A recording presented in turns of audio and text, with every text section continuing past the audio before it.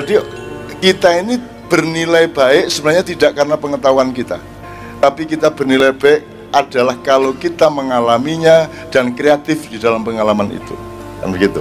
Demikian juga Tuhan Yang Maha Esa. Misalnya art, kalau ngomong art jangan hanya pengetahuan. Kalau Anda tahu art berarti gini, yang paling gampang dari Islam, Pak. Kalau dalam fikih, Pak, sholat itu yang penting Allahu Akbar nganti tahiyat, yes. Itu sah sudah. Meskipun hatinya ingetnya pacarnya terus, sah enggak, Pak? Ya, sah. Sah. Tapi itu sholat bukan itu. Bukan.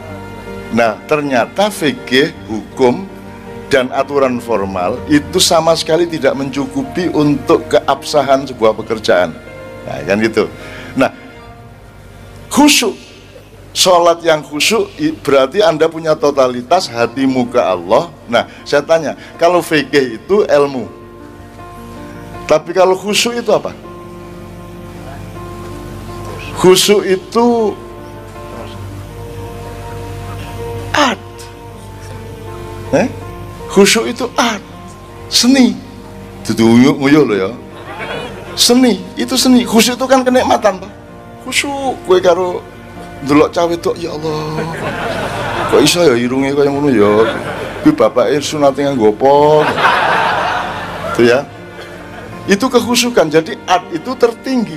Jadi ada benar, baik, indah. Dan agama itu sebenarnya puncaknya adalah keindahan. Nah, khusyuk itu indah apa baik apa benar, Mas? Indah. Nah, jadi kalau ngomong art inspiration, kita harus belajar. Ternyata kita, Anda mahasiswa Visipol, punya concern dan sadar dan bahkan secara naluriah sudah memanjat naik menuju art. Dan ini Indonesia kan tidak ada artnya belas lagi, ya toh? Jadi orang-orang seni ini mengiseng toh. Nah, art kan seni toh, seni lah kencing toh. Nah, ini kencingnya kurang ngising-ngising oke.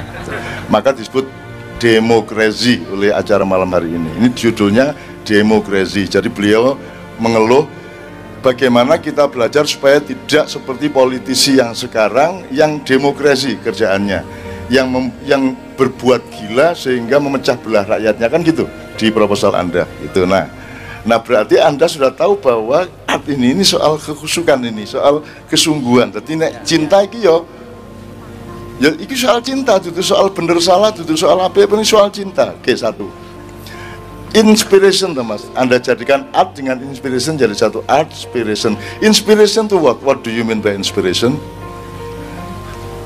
Inspiration itu kan sesuatu yang datang ke Anda, betul enggak?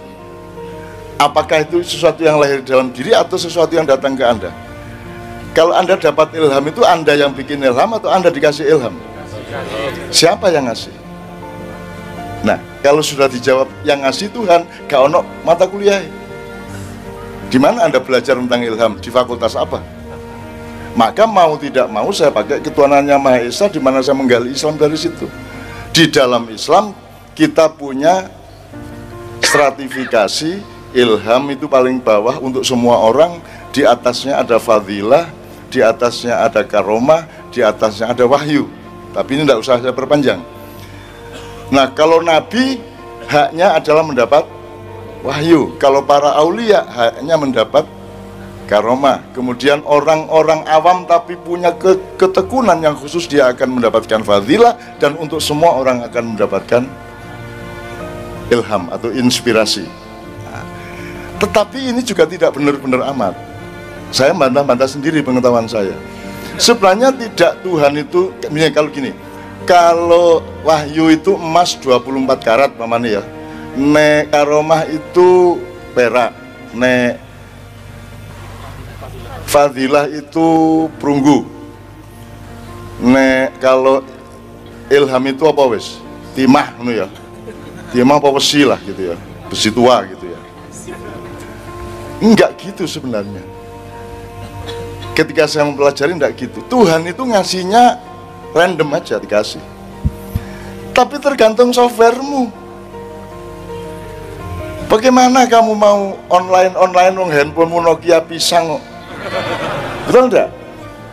Jadi ternyata bukan Tuhan ngasih perbedaan inspirasi kepada manusia. Yang terjadi adalah Anda harus meningkatkan softwaremu, receivermu, daya tangkap, daya serap di dalam pikiran dan hatimu, supaya kamu mendapatkan lebih banyak meskipun tidak akan sampai ke tingkat wahyu. Kalau wahyu itu betul-betul default itu ya. Tapi kalau karomah ke bawah itu sebenarnya tergantung Anda. Jadi setiap orang bisa mendapatkannya, tergantung Anda kreatif apa enggak, Anda mengasah diri Anda apa enggak. Itu soal art inspiration, art inspiration. Gabungan yang sangat bagus dan saya sangat senang. Berarti Anda membuka pintu kasyaf, Anda membuka pintu-pintu yang sebenarnya secara akademis orang tidak ke sana sama sekali. Ya Pak Rektor ya. Oke. Untuk itu gini, sekarang kita buka dengan Kiai Kanjeng. Tapi dengan keyakinan gini Pak Rektor, ini di Nyun Sewu, karena saya kan belajarnya ya mau nggak mau ya dari Al-Quran Pak. Ya salah ya, aku nggak lulus. Saya nggak lulus di sini. Tapi jangan lupa saya ini tetap disayang juga sama Pak Rektor, sama Bapak dulu, sama teman-teman saya, adik-adik kelas saya. Rektor-rektor sekian kali itu kan adik kelas saya semua Mas. Kan gitu kan, dan saya ternyata tetap disapa oleh UGM. Saya ini anggota Kagama, coba gue. Dadi aku neng bandara ada ID-nya Pak, tak duduke Kagama. Oh, set. Nah, itu Kagama saya di samping SAR gitu. Dan kartu kepala penasihat keamanan PJKA. Jadi semua urusan kecopetan segala macam itu sebenarnya adalah dalam ayoman saya. Saya tahu siapa yang nyopet dan seterusnya gitu. Nah, saya belajar di Al-Quran dan Allah menyatakan di surat setelah kasus Ahok ya. Nah, kemudian ada surat Al-Maidah 54 Pak Rektor. 54 itu Allah menyatakan kalau kalian murtad, maka aku mendatangkan kaum yang baru, aku menciptakan kaum yang baru, yang aku cintai dan mereka mencintaiku, dan mereka aku beri sifat dua, a'izillah alal muslimin wa izzah alal kafirin. Kalau mau dijelaskan mohon izin. Jadi Anda ini menurut saya dan saya sangat yakin dan aku kecewa nek ora. Saya kecewa kalau tidak, ini saya berpuluh-puluh tahun ini saya menemani anak-anak muda ini, kalau ternyata bukan itu maksudnya Allah. Anak ngono ngopo biyen nok dadak ngangge ayat kuwi, aku iki kapusan aku 20 tahun aja. Tego menurut aku ya gitu. Saya akan bilang sama gitu sama ini, saya yakin sama Anda. Ini bener loh Mas. Ini kita 5 tahun lagi berubah. Dan Anda yang harus ambil peran. Anda yang ambil peran. Siap-siap semuanya Mas. Anda sudah lulus toh? 5 tahun lagi? Udah.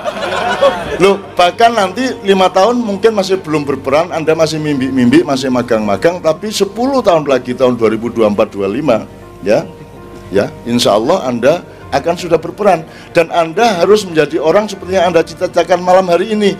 Jangan sampai menjadi politisi yang merusak seperti yang ada sekarang, kan gitu, betul nggak? Nah, Anda harus siap. Dan saya serius sama mereka Pak.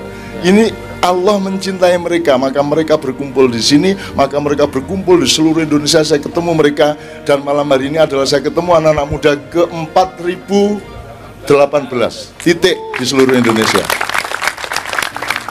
Jadi saya tidak pesimis kepada Indonesia bahwa sekarang bosok, ya semoga lah rapopo.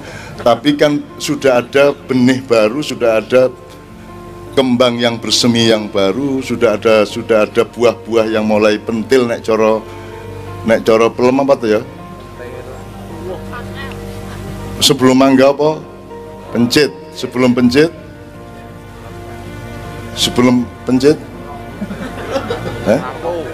Pendil.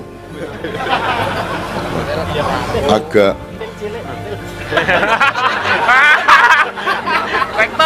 ya, ini kita gagal transformasi juga di bidang bahasa. Kalau kita tulis lugu PENTIL, ini kan bacanya bisa macam-macam. Ada pentil, sepeda. Nah, sing bahaya kan iki sijine iki.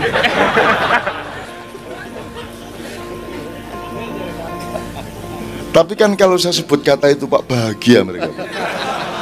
Maka kalimat yang baik dan membahagiakan berarti kalimat thayyibah. Ngono ae wis.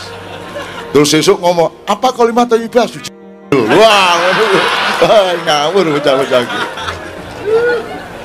Ya oke.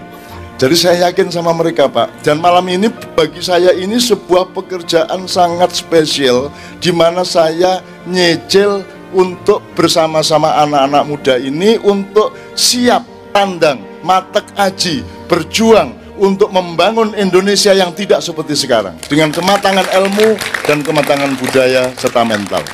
Nah untuk itu yang pertama saya akan membaca. Saya lama tidak nulis puisi Pak, tapi untuk panjenengan ini saya nulis 2 puisi Pak. Luar biasa. Jadi musik Kiai Kanjeng saya gabungkan dengan puisi. Nanti ada beberapa workshop dari Kiai Kanjeng yang juga sifatnya harmonizing rhythm and tune. Sebenarnya tidak hanya not only rhythm but tunes ya. Jadi musik itu ada 3, bunyi, nada,